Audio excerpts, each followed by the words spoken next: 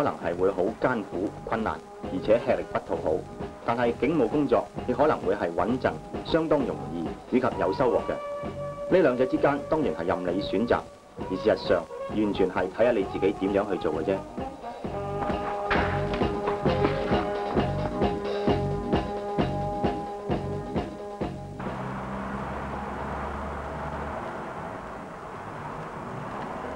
執行拘捕嘅工作係警方最重要，而係有時又係最危險嘅警務工作之一。喺嗰個時候，無論經驗、技巧、控制或者係判斷力都極之重要。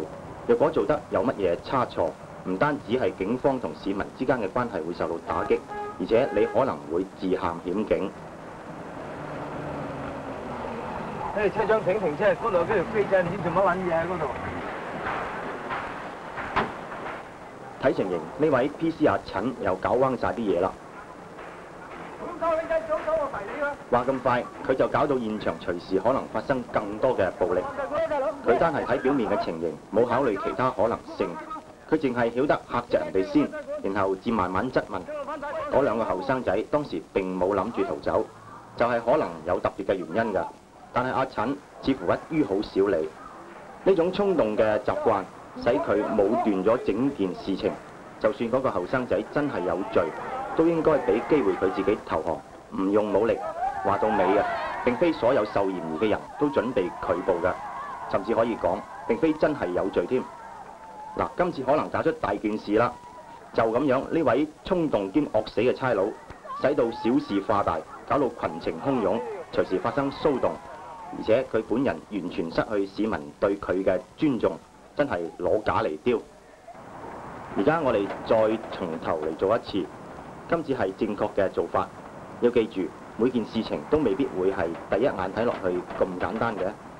一件初頭睇起上嚟係好似犯法嘅事情，實際上有可能係完全另外一回事㗎。啲車停車，嗰度唔知有咩事發生。正確嘅做法就係咁樣嘅。當時阿陳應該迅速審查情形，留意各種比較明顯嘅細節，例如點解嗰兩個後生仔唔逃走呢？佢應該問自己究竟點解呢？喂，你哋做咩有咩唔妥？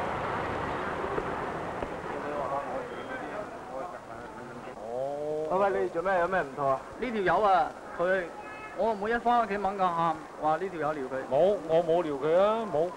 但係你咁做頭先係唔啱嘅喎。唔係啊，大佬，你知啦，我今次嘅拘捕同埋拘捕之前嘅做法都表現得迅速有效，而且全無武力。處於呢個可能發生危險嘅場合，阿陳嘅表現非常明智。佢肯細心留意事情發生嘅原因，而且向嗰個青年解釋要拘捕佢嘅理由。當然，可能會有一部分旁觀者睇見嗰兩個後生仔俾人拉返差館，會有意見甚至批評。但係只要警察表現得公正無私，就唔會有進一步嘅麻煩發生。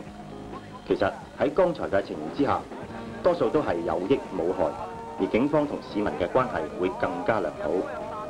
喺呢類案件之中，警察若果能夠保持冷靜、有信心以及公正，工作自然會更加順利。